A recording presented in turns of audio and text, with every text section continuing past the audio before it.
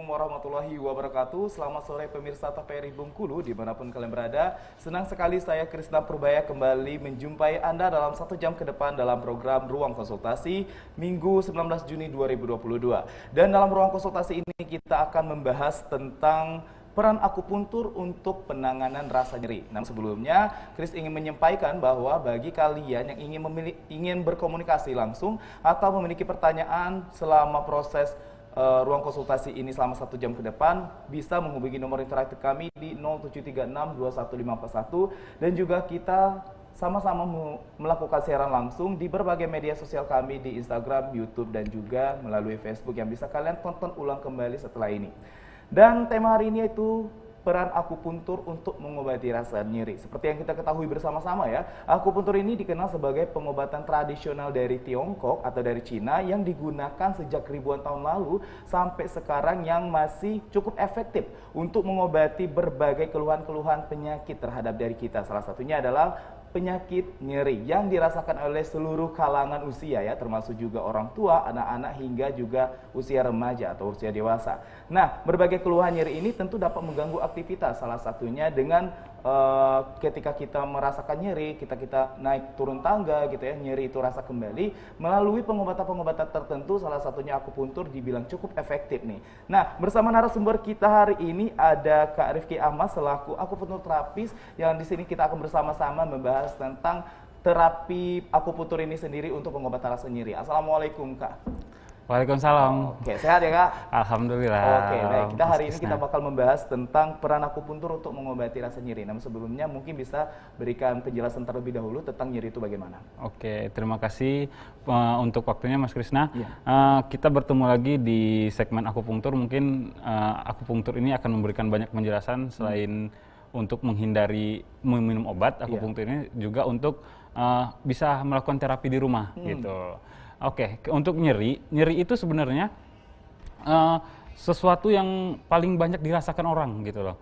Dalam penelitiannya, orang-orang merasakan nyeri itu hampir 46% pernah merasakan nyeri. 46%. Dan itu meningkat 60% ketika umurnya 65 tahun ke atas. Berarti dari usia ke usia semakin meningkat ya rasa nyeri tersebut. Betul. Ya? Dan yang mencengangkan lagi, rasa nyeri ini ternyata meningkat 80% di usia 65-70 tahun itu jika mereka tinggal di panti jompo.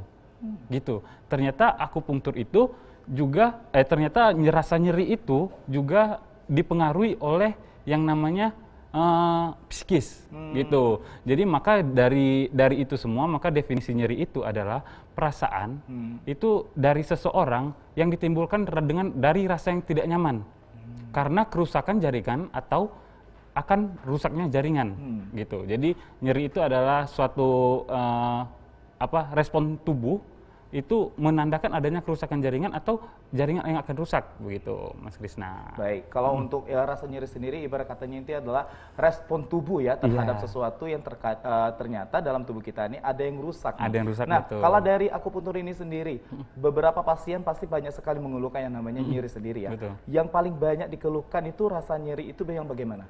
Rasa nyeri yang paling banyak itu nyeri kepala pasti, nyeri kepala, nyeri bahu, nyeri pinggang.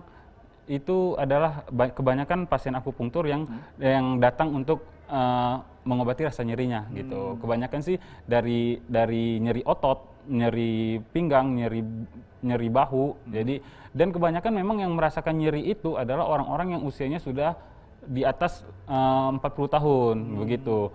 Memang karena nyeri itu biasanya terjadi karena dua biasanya yang datang itu. Karena pertama nyeri kronis dan nyeri akut ya.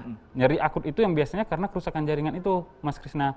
Jadi misalnya dia keinjek paku gitu, nyeri gitu. Itu adalah nyeri akut yang bertahan kurang dari 3 bulan. Nah, setelah mereka sudah lama merasakan nyeri itu, jadi namanya nyeri kronis.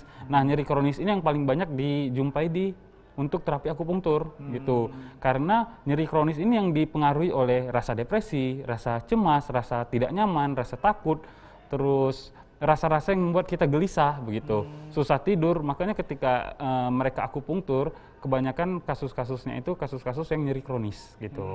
Kita bakal fokus kepada nyeri kronis ya. Kalau sesuai yang saya dapatkan, nyeri kronis itu biasa disebabkan oleh nyeri akibat stroke atau pasca stroke atau mungkin pasca kanker. Nah, ini jenis-jenis pengobatan dari akupuntur ini yang bagaimana? Oh ya, itu biasanya karena nyeri yang bertahan lama. Biasanya memang ya dari kanker, dari apa namanya, apa tadi? Kanker Dari, dan stroke ya. stroke ya, Oke.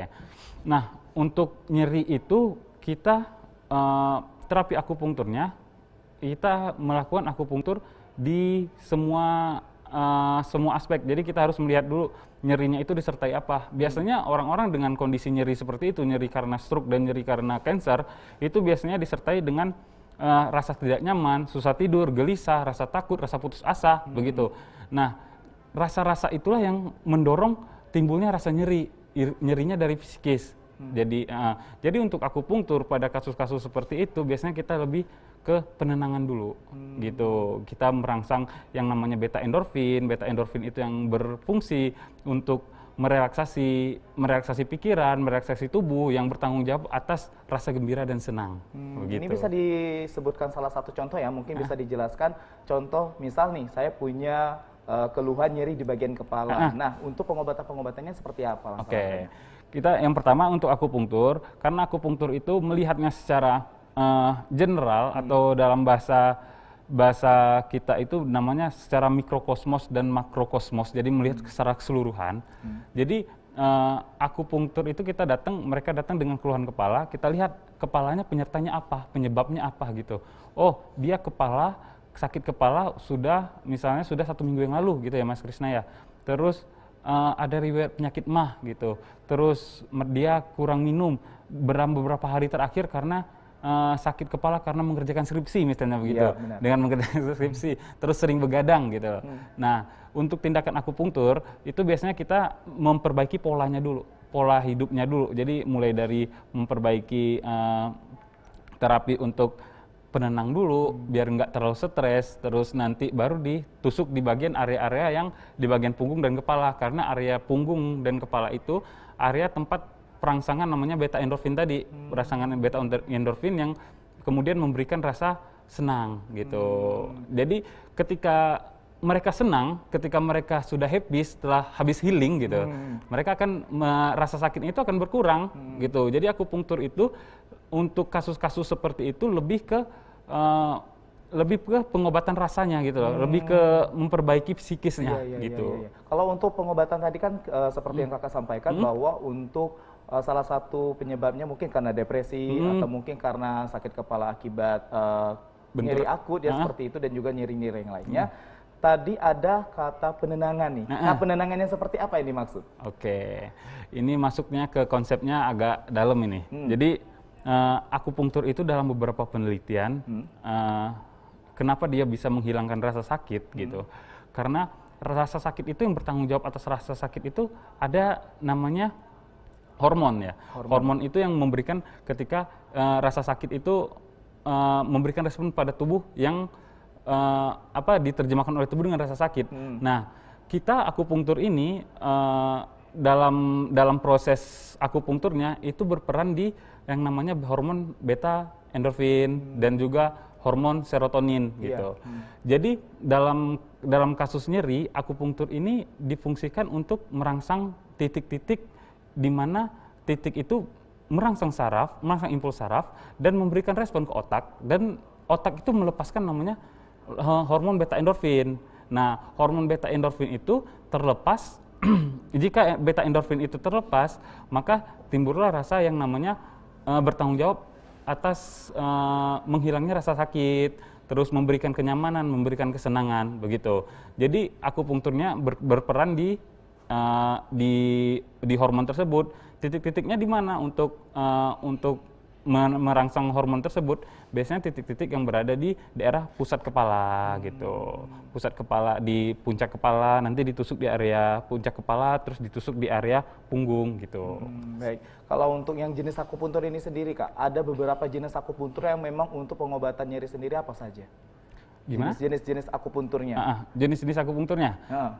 Akupunkturnya biasanya kita dengan akupunktur dengan akupunktur biasa ya, akupunktur klasik. Akupunktur klasik itu dengan penusukan jarum. Biasanya kita juga dikombinasikan dengan yang namanya akupunktur menggunakan elektrostimulator.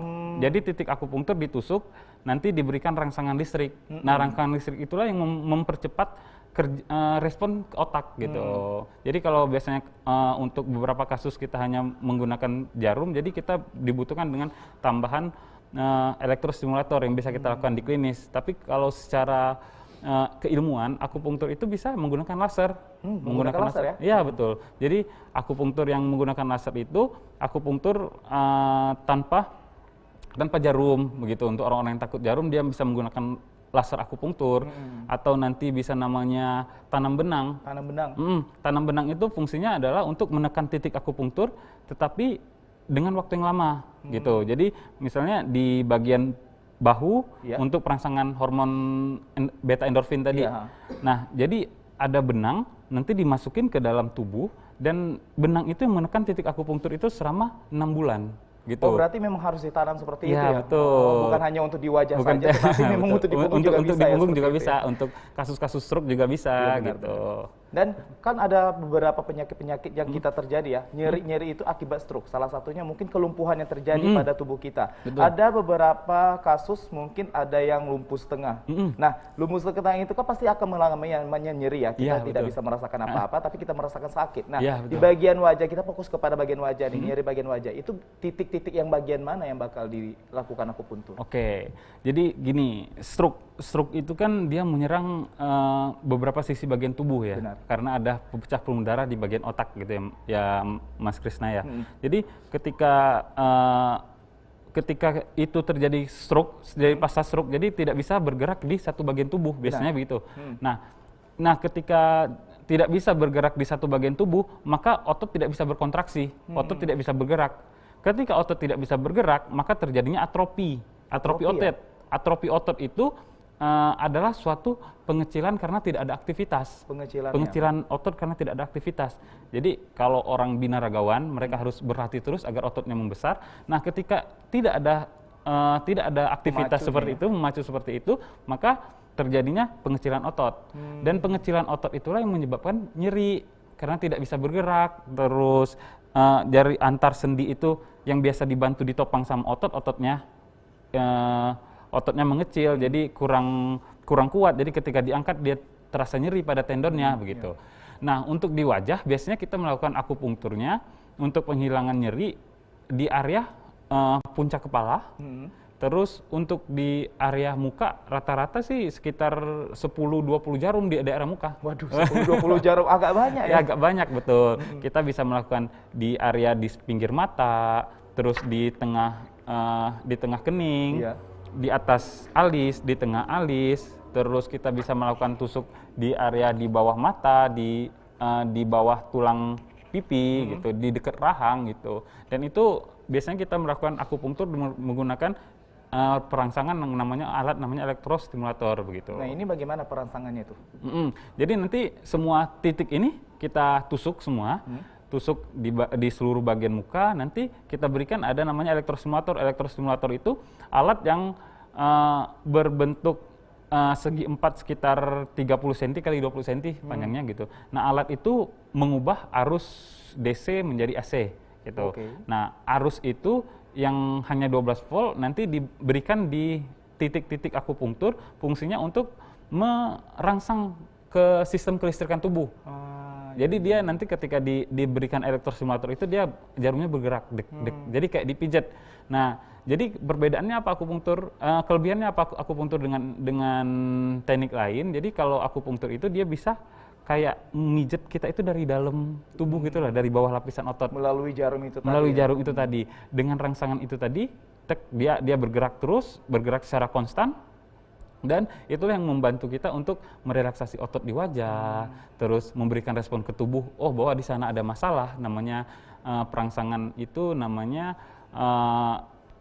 trauma, mikrotrauma. Di sana nanti tubuh akan mengobati di daerah bekas-bekas luka akupunktur tadi, begitu Mas. Baik, kita akan lanjutkan lagi perbincangan kita setelah jeda pariwara berikut ini. Dan jangan kemana-mana karena setelah ini ada beberapa informasi yang akan datang. Jangan kemana-mana, tetap di ruang konsultasi. Dulu TV di rumah Inyong cuma jadi pajangan. Lah kepriben punya TV gambar nggak bisa ditonton. Beruat sampai ganti TV, ganti kabel, ganti antena, pindah tempat. Tetep baik, beruat. Maring sekarang sejak Inyong pakai TV digital, di rumah Inyong jadi rame terus. Gambar TV nggak semutan, suara jernih, celing. Pasangnya gampang, nggak pakai ribet. Ayo pakai TV digital aja, kelalen pasti celing. Roda ini pernah berhenti. Gerak ini pernah terdiam. Riak kehidupan sudah lama tak bergeming. Ruang mulai terbuka. Perlahan ku gerakkan raga ini.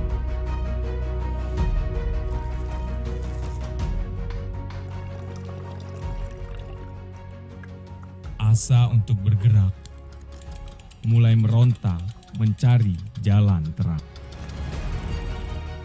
Langkah dan gerak ini tak akan terhenti.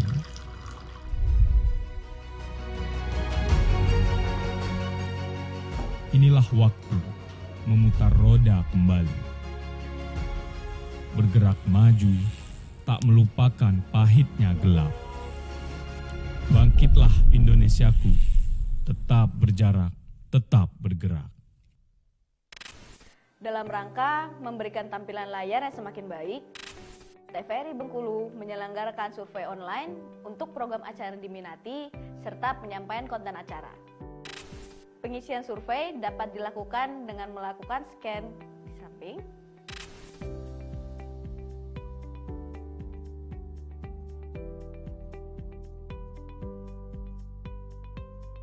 atau dengan membuka tautan di bawah ini.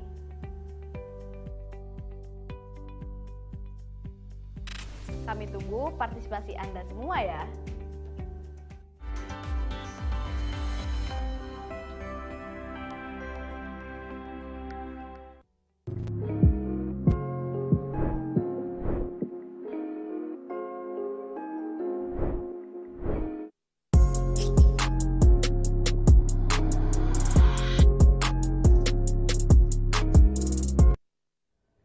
Terima kasih Anda masih bersama kami dalam program Ruang Konsultasi dengan tema hari ini, peran akupuntur untuk menangani rasa nyeri. Tentu kita kembali perbincangan kita tadi Kak, untuk keluhan-keluhan tersendiri nih. Kita sudah membahas tentang keluhan stroke dan juga kita membahas tentang keluhan-keluhan yang lain. Namun sebelumnya saya ingatkan kembali bagi pemirsa TVRI Bengkulu di rumah yang ingin berkomunikasi atau memberikan pendapat atau mempunyai pertanyaan bisa langsung menghubungi nomor interaktif kami di 0736 21541 dan juga kami sedang melakukan siaran langsung di berbagai media sosial kami yang nanti bisa kalian tonton ulang setelah ini. Kita kembali kepada topik kita hari ini. Beberapa keluhan-keluhan nyeri bukan hanya terjadi kepada orang yang punya nyeri kronis atau nyeri akut ya, tetapi terjadi kepada perempuan. Ya, nah, betul. Mungkin rasa nyeri yang pernah dirasakan sama perempuan itu adalah ketika menstruasi. Nah, kalau untuk menstruasi sendiri, apakah memang ada pengobatan secara akupunturnya atau bagaimana? Oke, baik. Untuk akupunktur nyeri haid ya, lebih ke nyeri haid, itu kita harus melihat lagi dari sisi akupunkturnya, dari tradisional Chinese medicine-nya Mas. Gitu. Jadi kita lihat dulu riwayatnya berapa, kita harus hitung dulu siklusnya, kita harus melihat berapa lama sakitnya, kita ukur dari ukur rasa sakitnya itu menggunakan namanya VAS. VAS itu visual analitik pokoknya dia alat ukur mengukur antara rasa nyeri dari skala 0 sampai 100 gitu. Nanti kita ukur dari sana, baru kita lakukan wawancara gitu. Dari wawancara itu baru kita dapatkan, oh dia nyeri haid memang dari awal, dari umur berapa gitu. Misalnya dari umur 17 tahun dia adanya nyeri haid gitu. Dalam Chinese medicine kita harus dilihat dulu, oh dia ada namanya stagnasi. Stagnasi dalam Chinese medicine itu adalah ketika darah yang keluar itu tidak lancar gitu. Kita lihat apa organ yang berhubungan dengan itu. Jadi gitu. Jadi ketika nyeri haid berarti adanya sumbatan ketidaklancaran di bagian reproduksinya gitu. Nah, untuk nyeri haid biasanya kita melakukan beberapa treatment terapi sampai nyeri itu benar-benar hilang, yang pertama kita melakukan penusukan di area perut.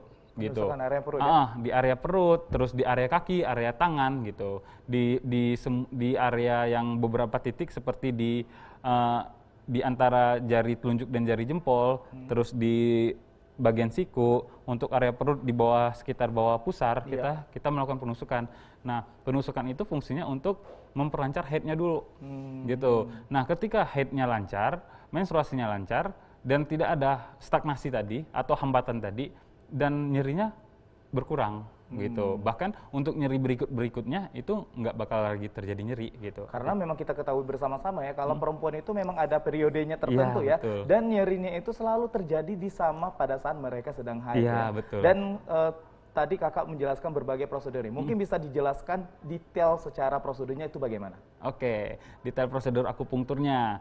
Jadi untuk nyeri haid biasanya dia terjadi berulang-ulang ya Mas Krisna ya. Terjadi berulang-ulang, untuk periode berikutnya mereka akan sakit lagi, periode berikutnya mereka akan sakit lagi. Nah, dari akupunktur kita harus melihat secara keseluruhan dulu nih, akar masalahnya di mana gitu. Apa karena dia ada tumor atau ada yang sesuatu yang mengganjal di bagian pengeluaran darah dari sperma itu, maksudnya dari menstruasi itu. Nah, ketika ada benjolan, mungkin kita nggak akan akupunktur.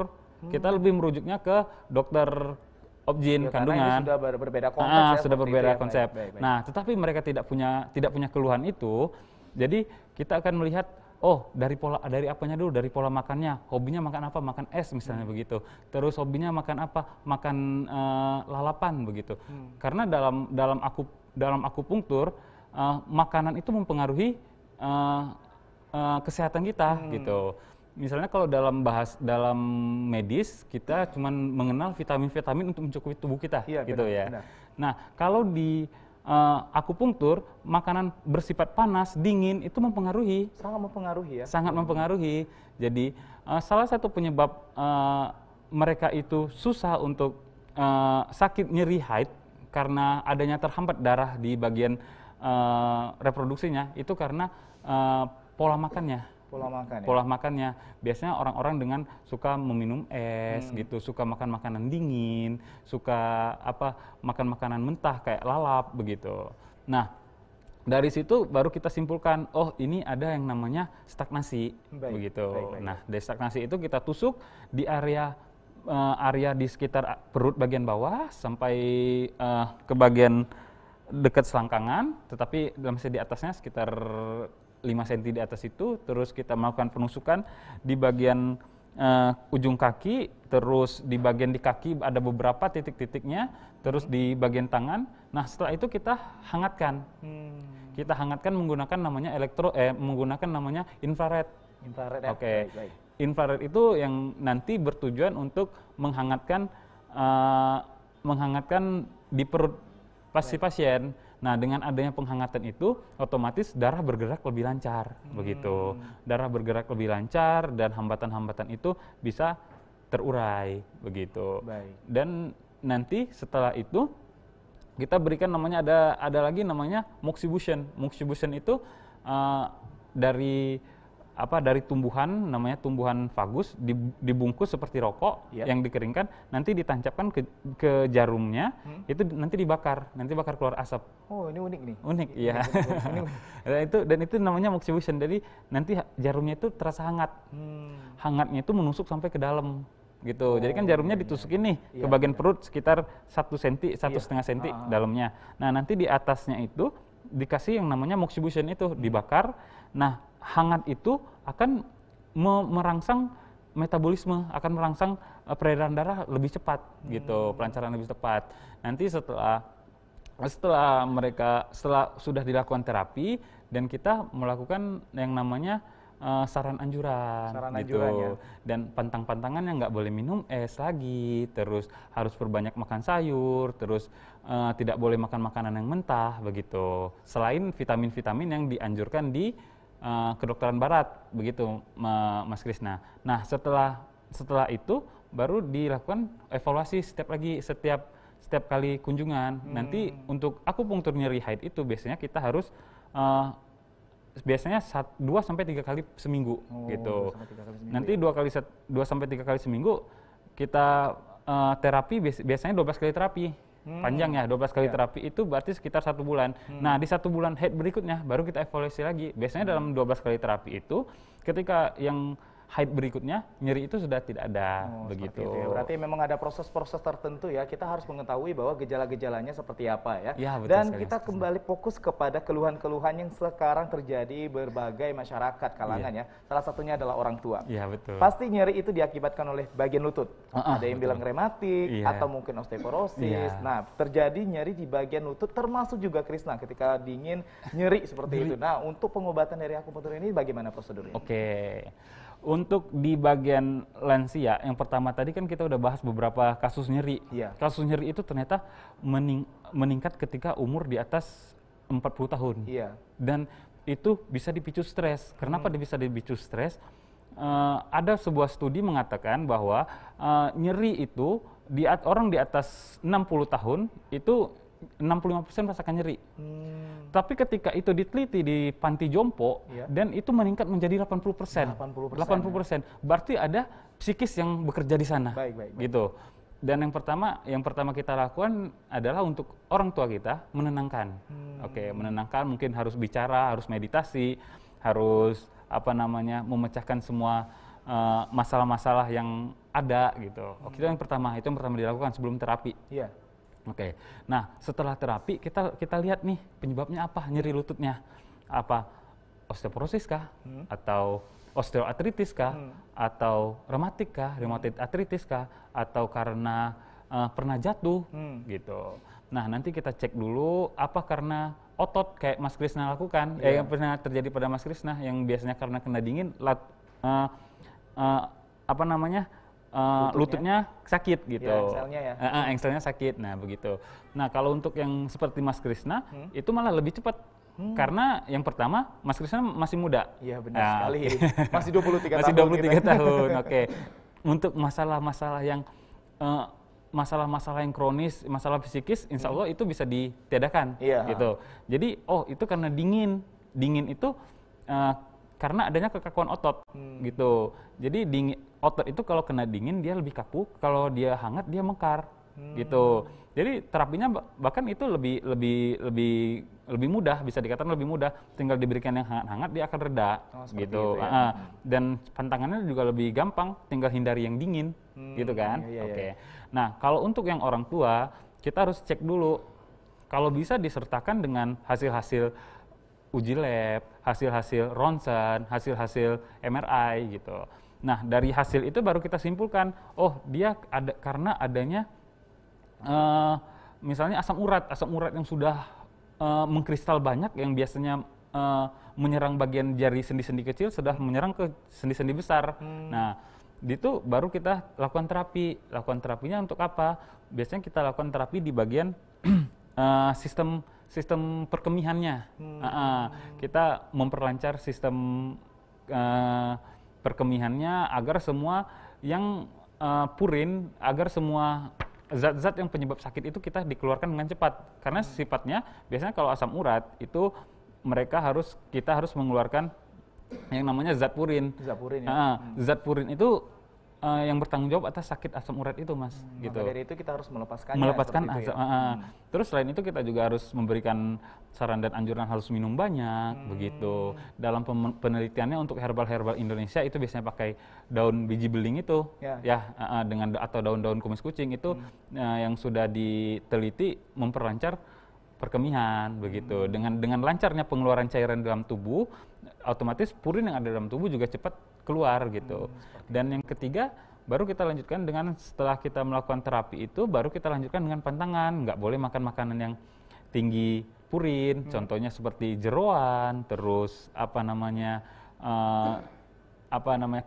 kacangan begitu. Baru kita hindari untuk hal-hal yang seperti itu, bayam misalnya begitu. Dan dari itu nanti nyerinya nggak bakal timbul lagi gitu. Seperti itu. Baik. Oke. Dari kalau dalam nyeri lainnya, akupunktur itu bekerja yang pertama dia mempercepat pengeluaran purin tadi. Terus yang kedua dia bisa memberikan efek yang namanya yang mengeluarkan beta endorfin tadi, terus yang kedua dia bisa memberikan pengalih rasa nyeri, Mas Krisna. Iya, baik. Jadi ketika ada nyeri di lutut, kita berikan rangsangan pada titik yang lain. Iya. Jadi sensasi nyeri akupunktur itu mengejut kayak kesetrum listrik, dek gitu. Baik. Dengan adanya kejutan listrik itu, nanti rasa nyeri yang ada di lutut beralih ke rasa nyeri yang lainnya, begitu. Jadi rasa sensasi nyerinya itu terpecah, sehingga sensasi nyeri yang ada di lutut itu bakal berkurang. Berarti ada peralihan antara rasa nyeri dari bagian titik tertentu ke titik tertentu. Iya, lain, betul. Jadi Jadi baik, kita dipecah. akan lanjutkan lagi ya Kak. Jangan kemana-mana pemirsa TVRI Bengkulu di rumah, karena kita akan kembali lagi setelah jeda pariwara berikut ini. Dulu TV di rumah Inyong cuma jadi pajangan. Lah kepriben punya TV gambar nggak bisa ditonton. Beruat sampai ganti TV, ganti kabel, ganti antena, pindah tempat. Tetap baik, beruat. Mari sekarang sejak Inyong pakai TV digital, di rumah Inyong jadi rame terus. Gambar TV nggak semutan, suara jernih, celing. Pasangnya gampang, nggak pakai ribet. Ayo pakai TV digital aja, kelalen pasti celing.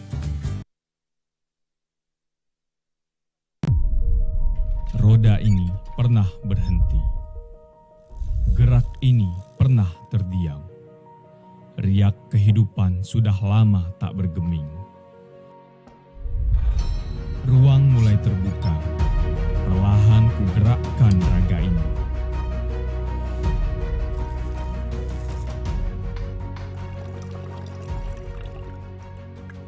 Asa untuk bergerak mulai meronta mencari jalan terang.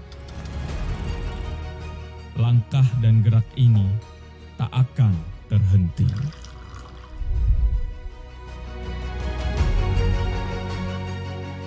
Inilah waktu memutar roda kembali. Bergerak maju, tak melupakan pahitnya gelap. Bangkitlah Indonesiaku, tetap berjarak, tetap bergerak. Indonesia dikenal dunia karena budayanya. Tapi kenapa kaula muda saat ini kehilangan etika dan sopan santunnya terhadap orang tua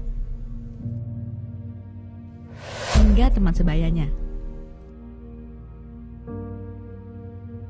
Indonesia dikenal dunia tidak hanya dari alamnya, akan tetapi juga dengan keramahannya yang tercermin dalam budaya 5S.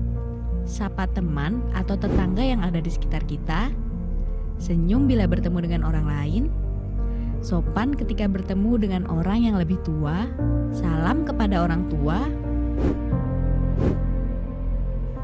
dan santun dalam bertutur kata, maaf, tolong, dan terima kasih. Tetap budayakan 5S ya, agar Indonesia selalu menjadi negara yang terkenal dengan keramahannya.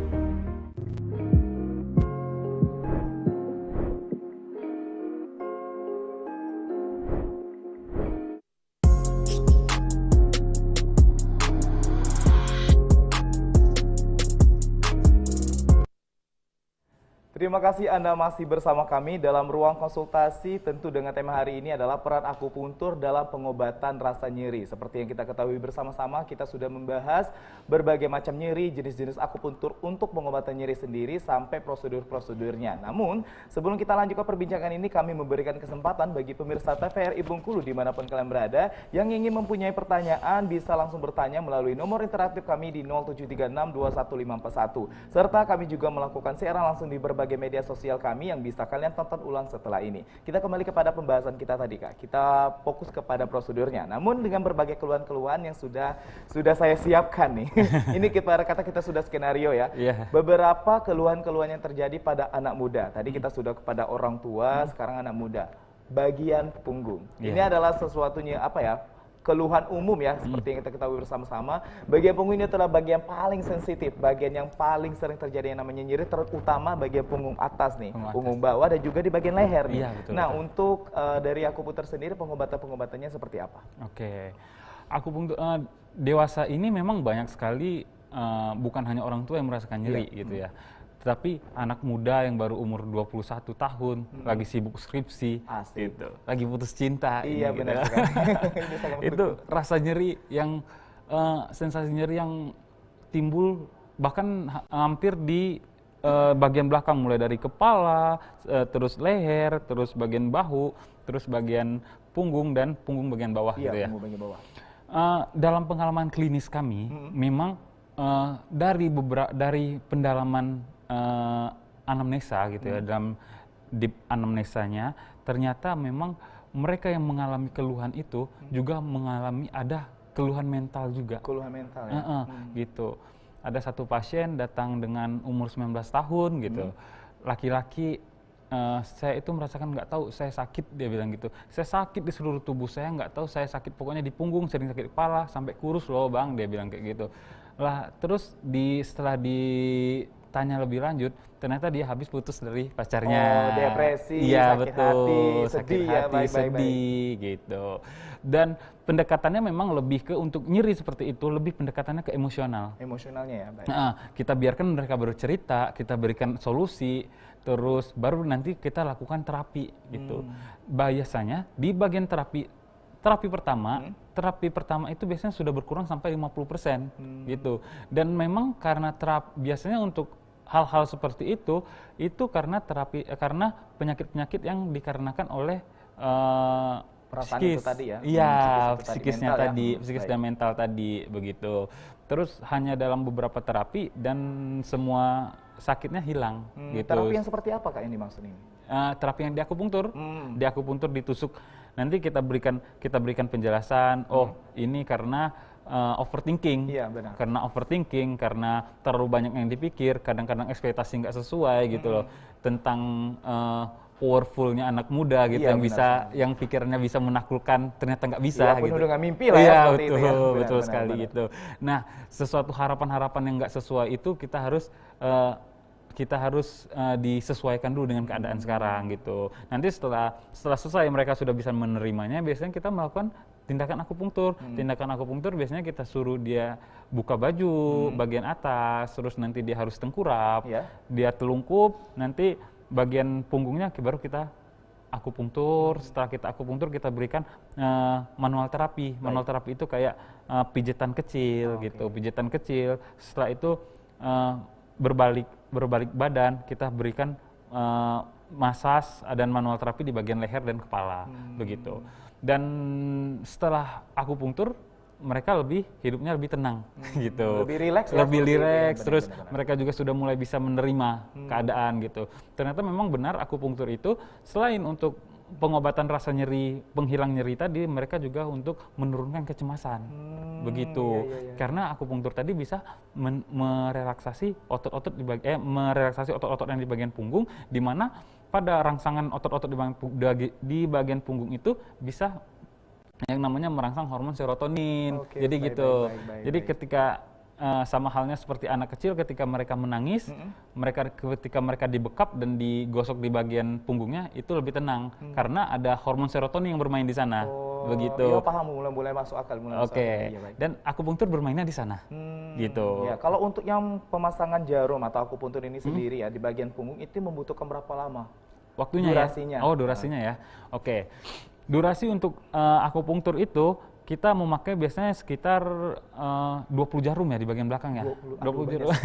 Kalau udah membayangkannya lu udah takut aja seperti itu. Oke, kalau kita menyebutnya bukan jarum, malah itu malah bulu. Bulu ya. Karena hanya sebesar 2 helai rambut gitu. Ditusukin itu biasanya dalam penusukannya itu kita membutuhkan waktu sekitar 10 menit penusukan. menit ya? Setelah penusukan selesai, kita pemasangan alat yang namanya elektrostimulator dan diberikan alat yang namanya infrared. Biasanya 15 sampai 20 menit gitu. Kalau untuk beberapa kasus ototnya sudah kaku, sudah lama sekali ototnya kaku, biasanya kita menggunakan jarum dan waktunya biasanya sampai 25 menit. 25 menit ya, 50 tergantung gitu. kepada otot yang diterima. Otot yang ada di sekitar tulang belakangnya begitu. Dan untuk jika mereka depresi seperti anak muda tadi, biasanya hanya bertahan sekitar, mereka baru merasakan depresi itu biasanya 3 bulan ya, 3 bulan awal. Tetapi ada beberapa anak muda itu yang sering sakit leher, sakit punggung itu karena Gitu. Nah, ini juga Krisna terjadi nih. Terjadi Dan nih, juga gitu. penderita mah. Nah, yang emah itu mereka penyakit emah itu ternyata itu biasanya ototnya sudah kaku lama karena penyakit emah itu biasanya mereka nggak terlalu rasain gitu loh. Iya, benar-benar. Tapi tiba-tiba mereka sakit Bagian bagian punggung. Nah, dalam penelitiannya ternyata orang dengan penderita sakit emah itu memiliki kecemasan berlebih. Oh iya. Gitu. Terus mereka lebih tidak tenang dan mereka pemikir, gampang stres. Ini Krisna sekali ini, iya. Gitu. Karena apa? Karena dalam perkembangan klasik suatu sistem pencernaan tubuh manusia itu, mereka waktu dalam janin mereka berdekatan dengan yang namanya otak. Oh, Gitu. Jadi seiring berkembangnya zaman, janin itu berkembang dan hubungan klasik itu masih ada. Gitu. baik. Makanya ketika ada yang paling sering kita temui ada orang yang gempa, ini lagi gempa nih, ternyata ada orang yang sibuk lari keluar, ada yang sibuk lari ke WC. Oh, paham. Gitu. Iya. Karena hubungan klasik itu yang ketika otak panik dan memicu pencernaan semakin aktif gitu loh. Dan itulah hubungannya antara hubungan bagian otak dan bagian pencernaan, lambung terutama. Nah, makanya ketika orang yang dengan keluhan lambung, dia cepat stres. Dan orang cepat stres, dia biasanya ada keluhan lambung dan itu melingkar. Oh iya. Untuk memutus lingkaran itu, kita harus imbangi semuanya. Yang pertama adalah untuk menghilangkan stresnya dan juga harus memperbaiki pola makannya, gitu Mas Krisna. Baik. Oke. Batas itu nanti, bagaimana ini saya nggak bisa untuk memutus lingkaran setan itu, gitu. Jadi bagaimana? Jadi dengan akupunktur, gitu. Akupunktur tadi berfungsi untuk memutus lingkaran setan itu agar lebih pencernaannya lebih bagus, memperbaiki pencernaan dan merelaksasi otaknya. Oh, seperti Begitu. itu ya. Kalau misalnya Krisna ini sering sekali Krisna alami itu nyeri di bagian ini, di bagian leher belakang itu ya. Diakibatkan suka ngekrek. Ngekrek. Nah, itu kan nyerinya tuh parah kalau misalnya lagi parah-parahnya gitu ya. Ketika bangun tidur, ketika lagi peregangan, itu tuh jadi kencang. Kencangnya nyeri seperti itu di bagian jaringan-jaringan otot, jadi kaku seperti itu. Itu bagaimana kalau dari prosedurnya? Dari prosedurnya akupunktur, itu biasanya juga bagian itu juga berhubungan dengan mah tadi sebenarnya Mas Krisna. Ya kalau mah iya benar sih. Karena lambung itu kan yang memproduksi makanan nih. Jadi kalau produksi makanannya itu tidak maksimal, jadi transportasi sama transformasi makanan untuk ke bagian otot itu kurang maksimal juga dong akhirnya gitu. Akhirnya otot-otot di sekitar bahu kita itu kekurangan nutrisi gitu. Benar. Nah, yang berakibat dengan kekakuan otot. Gitu. Bagaimana cara penanganannya? Untuk awal penanganannya itu biasa kita berikan penusukan di bagian leher sampai ke bagian bahu. Itu berapa tusuk tuh? Tusuk sekitar 2, 3, 4, 5, sekitar 5 kiri 5 kanan. 10 ya. Tusuk lagi. Oke, tusuk lagi. Oke. 10 jarum. Nanti kita masih menggunakan namanya alat elektrostimulator untuk menggetarkan otot di bagian dalamnya, baru diberikan penghangatan. Penghangatan itu tujuannya untuk meregangkan otot dan penggetaran itu bertujuan untuk merelaksasi ototnya, gitu. Jadi sakit di leher ini biasanya kalau terjadi sering berlangsung lama itu biasa terjadi ke sakit kepala. Gitu. Kalau berlangsung lama sih tidak sih, cuma kayak pernah sih kayak beberapa sejenak kayak 10-15 menit itu berasa nyeri gitu, tapi setelahnya enggak lagi. Oke. Selain itu juga ada nih gejala yang sering Krisna rasakan, migrain. Ya. Nah, di sebelah kan tadi kalau kakak jelaskan tadi bahwa untuk bagian wajah dan bagian kepala ini kan di bagian sini ya pusatnya untuk akupunktur ya. Kalau untuk migrain sendiri apakah sama atau bagaimana? Itu biasanya kita lakukan akupunktur ya di bagian sini juga, Mas Krisna. Di bagian sini. Karena migrain itu berhubungan eratnya tadi sama kekakuan otot leher. Jadi ketika otot di sini, otot trapesius dan teman-temannya itu kaku, otomatis pembuluh darah di sekitarnya tertekan, gitu loh. Sehingga suplai oksigen ke bagian otak itu berkurang. Makanya diproyeksikan sama tubuh itu ada masalah. Makanya terjadi sakit kepala atau migrain tadi, gitu. Nah, ketika sakit kepala dan migrain itu makanya ditusuknya nggak cuma di sini, nggak cuma di kepalanya bagian migrain, tapi di jalurnya. Di jalur sampai ke sini gitu. Dalam keadaan yang parah, orang-orang seperti itu biasanya sampai ke kesemutan di bagian kesemutan, tangan, ya, kebas tangan, iya. Karena penekanan itu biasanya dari sini dan sini, gitu. Dan akupunktur bisa merelaksasi untuk bagian-bagian ke bagian leher dan bagian bahu sini, bahkan ke bawah tulang, gitu. Kalau di masas atau dipijat itu kan nggak bisa itu di bawah tulang, dan akupunktur bisa bermain di sana, gitu. Baik, kita akan lanjutkan lagi perbincangan kita. Jangan kemana-mana pemirsa, tetap di ruang konsultasi karena kita akan kembali lagi. Halo Sobat Digital, di daerahmu sudah ada sinyal TV digital belum? Ini cara mengetahui jangkauan siaran TV digital di daerah kamu.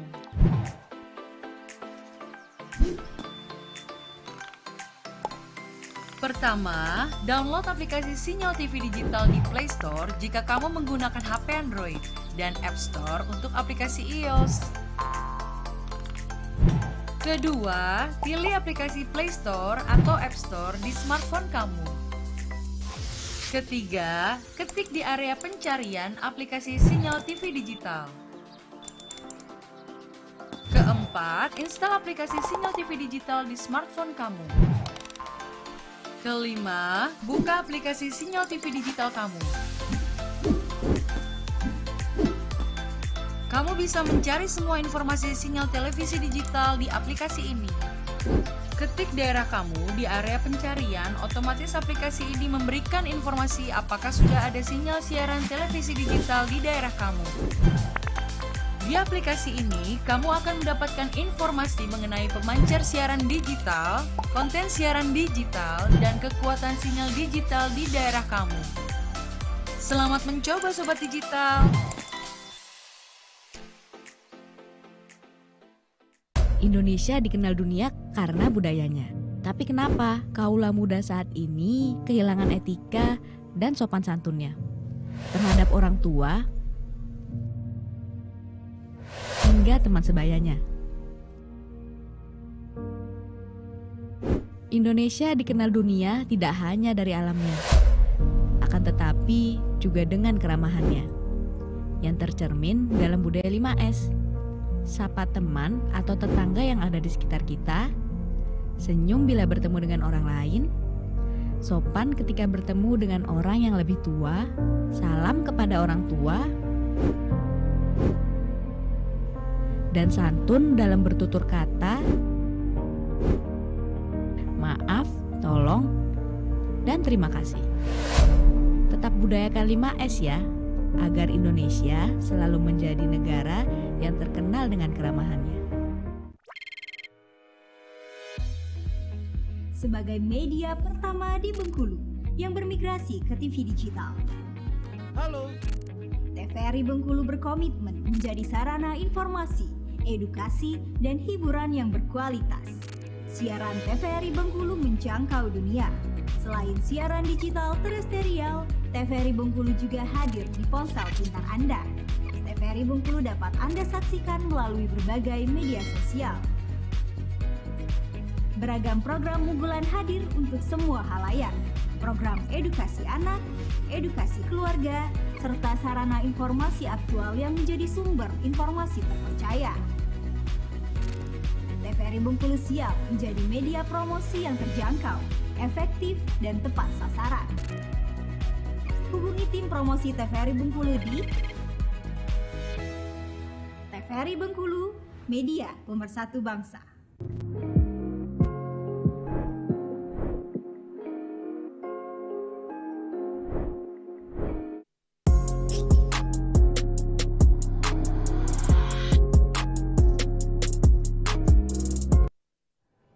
Terima kasih Anda masih bersama kami dalam ruang konsultasi dengan tema hari ini adalah akupuntur dalam perannya untuk menangani berbagai penyakit, salah satunya adalah penyakit nyeri. Sebelum setelah jeda pariwara tadi kita juga sempat berpikir ya, sempat konsultasi juga ya, sempat berbincang juga bahwa beberapa keluhan-keluhan terjadi ini diakibatkan oleh pola makan ya, seperti itu. Nah, kalau untuk akupuntur ini sendiri manfaatnya yang bisa dirasakan oleh orang yang melakukan akupuntur itu apa aja? untuk manfaatnya. Oke, untuk manfaatnya yang pertama mereka lebih merasa nyaman, Mas Krisna. Biasanya kita sudah akupunktur Pak, ya sudah, gimana? Ada yang kurang nyaman? Enggak kok, ini malah nyaman banget, ini malah tidur ketika mereka kontrol kedua, mereka bilang, oh ini tidurnya nyenyak gitu. Berarti itu menandakan bahwa adanya perangsangan hormon serotonin dan beta endorfin itu tadi berhasil begitu. Karena pola tidurnya sudah membaik begitu, Mas Krisna. Terus yang kedua dirasakan adalah nyerinya berkurang. Dengan yang pertama dengan pengalihan nyeri tadi bekerja, terus ada namanya mikrotrauma, diberikan penusukan di bagian lutut atau di bagian tertentu yang sakit tadi, dia akan memberikan efek bekas luka. Nah, bekas luka itu akan memberikan respon ke otak, oh di sini ada masalah nih. Jadinya untuk regenerasi jaringan di sekitar luka tadi akan lebih cepat dilakukan oleh tubuh gitu, sehingga area-area yang sakit tadi juga ikut diperbaiki oleh tubuh begitu. Itu yang pertama. Yang kedua, terus yang ketiga, dia berhasil lebih nyaman, lebih rileks, sehingga relaksasi di otaknya, terus hormon-hormon yang bertanggung jawab atas rasa senang, rasa gembira itu juga ikut dirangsang gitu loh. Karena memang berhubungan dengan beberapa jaringan-jaringan otot ya. Ya, betul. Nah, terus untuk beberapa kasus yang seperti Mas Krisna konsultasikan tadi, untuk kasus nyeri anak muda, bahu sakit, terus di sini di leher kaku, di belakang kaku, memang ada namanya penyakit itu yang nggak sembuh sama obat. Oke. Dalam konteksnya gini, dia nggak sembuh sama obat yang hanya diminum gitu. Contohnya gini, kita beli obat di warung gitu ya. Terus kita minum, oke sembuh hari ini, tapi besok kamu sakit lagi gitu. Karena memang ada penyakit itu yang harus disembuhkan dengan yang namanya manual terapi. Gitu. Salah satu manual terapi itu yaitu akupunktur tadi, yang harus ditusuk, harus ototnya harus digetarin, terus otot yang harus diurai gitu. Nah, kasus-kasus seperti itulah biasanya orang-orang datang untuk akupunktur gitu, karena ada penyakit yang nggak sembuh sama obat begitu. Jadi melalui akupunktur ya, untuk bisa merelaksasikan tubuh akibat berbagai keluhan, salah satunya nyeri itu tadi. Dan untuk penanggulangan ini sendiri Kak, tadi kalau misalnya beberapa pasien ya, mungkin kalau di Provinsi Bengkulu ini klinik akupunktur itu kan tidak banyak ya, ibarat katanya tuh kayak masih sedikit gitu ya. Nah, apakah memang ada penanganan ketika mengalami yang namanya nyeri, penanganan secara di rumah? Di rumah. Kalau dari akupunktur sendiri apakah ada atau bagaimana? Oke, yang pertama kita kalau biasa nyeri di bagian pinggang, punggung, terus di bagian leher, itu biasanya kita memberikan edukasi ke pasien. Yang pertama untuk peregangan, seperti olahraga ringan, terus pengangkatan, di penarikan gitu. Semuanya kita lakukan. Terus setelah melakukan peregangan dan penarikan otot, kita harus lebih fokus ke bagian yang mana kaku. Misalnya kakunya di bagian ini, di bagian bahu, bagian atas. Kita lakukan pijetan, kayak pijetan diputar dibalik, terus ditekan, didip, ditekan dengan waktu yang lama, dengan penekanan tertentu begitu, senyamannya. Nah, setelah dilakukan pemijatan seperti itu, biasanya kita harus lagi konsep otot gimana. Otot itu jika kena hangat dia bakal mekar gitu. Jadi biasanya sakit itu karena pengkerucutan, jadi kita harus kompres dengan air hangat. Air hangat dimasukin dalam handuk hangat, dikompres, atau air dimasukin ke dalam botol, nanti botolnya ditutup, air hangat nanti digosokin, digelindingin, gitu, dipukul-pukul. Nah, dengan seperti itu nyerinya bisa berkurang. Setelah dilakukan itu nyerinya masih ada, kita harus tempel dengan penghangatan seperti minyak-minyak hangat, krim-krim penghangat, begitu. Di bagian sini di bagian-bagian yang sakit. Diberikan pemijatan yang pelan, nggak usah terlalu kenceng, nggak usah yang terlalu powerful, benar. Begitu. Dan ini ada satu kasus gini, ini apakah termasuk pengecualian atau tidak? Ketika kita berolahraga secara berlebihan, katakanlah nge-gym, mengangkat barang beban itu pasti kan ada sensasi nyeri ya. Betul. Kalau dari yang saya dapatkan, kalau untuk orang yang nge-gym atau orang yang mengangkat berat itu ada jaringan-jaringan yang bakal robek dan itu bakal menyebabkan nyeri. Nah, apakah itu diperbolehkan untuk melakukan akupunktur atau bagaimana? Sangat diperbolehkan, sangat baik, sangat bagus. Karena gini, ketika mereka mengangkat beban lebih, ada jaringan otot yang robek misalnya Iya, begitu. benar. Nah, berarti ada peradangan di sana, ada panas di sana, terus ada luka di bagian dalam sana. Nah, akupunktur bekerja di sana karena ini yang nggak bisa dipijat, ya kan nggak bisa dipijat ini. Kalau Sakit dipijat, kalau ketika ya disentuh, pertama iya, sakit, benar. yang kedua dia bakal robek, tambah robek kalau dipijat gitu loh. Nah, sedangkan digerakkan juga dia harus pelan-pelan dan nggak bisa sembarangan. Iya, karena juga pernah dengar kalau misalnya ketika kita olahraga itu tidak boleh dipijit. Betul. Nah, ketika robek itu akupunktur sangat bagus karena yang pertama dia akan ditusukkan di sekitar jaringan gitu. Dan jaringan itu yang pertama untuk pengalihan rasa nyeri tadi. Iya. Yang kedua dia untuk mempercepat regenerasi. Mempercepat regenerasi. Iya. Jadi dia memberikan rangsangan ke tubuh, oh ini loh ada masalah di sini, cepet dong dibenerin gitu. Iya. Jadi gitu. Jadi akupunktur di sana mempercepat, sangat bagus sekali. Sekarang memang lagi tren untuk di olahraga ya, terutama di sport ya. Ada akupunktur untuk sport itu mereka berkombinasi dengan beberapa fisioterapi gitu, terus berkombinasi dengan terapis-terapis lainnya begitu. Seperti katakanlah misalnya di Real Madrid itu ada akupunktur terapis sendiri, kayak bisa dibilang kayak Karim Benzema, mungkin anak-anak muda sekarang yang menggandrungi sepak bola, itu kan mereka sudah mulai bekam akupunktur, sudah mulai rutin begitu. Untuk berarti memang sudah mulai melek ya pada akupunktur ini sendiri ya, karena memang seperti yang kita ketahui ya, ketika kita mengangkat beban, bukan hanya nge-gym aja ya, mungkin maaf para kuli-kuli bangunan kan, pasti akan merasakan berbagai nyeri-nyeri tertentu nih. Kalau misalnya tidak akupuntur, nah untuk penanganan dari rumah itu apa aja? Dikompres. Dikompres Dengan air dingin. Kita harus namanya ada perabaan. Jadi ketika dia itu terasa hangat, kita nggak boleh dihangatkan lagi, karena ada memar di sana, ada perobekan jaringan di sana. Jadi ketika kita habis kalau olahraga, itu nggak boleh dikompres air hangat, tapi kompres air es gitu. Berarti memang harus dikompres dulu ya, biar untuk meminimalisir rasa sakit ini sendiri. Iya, betul. Oke, baik, kita langsung kesimpulan aja perbincangan kita pada hari ini.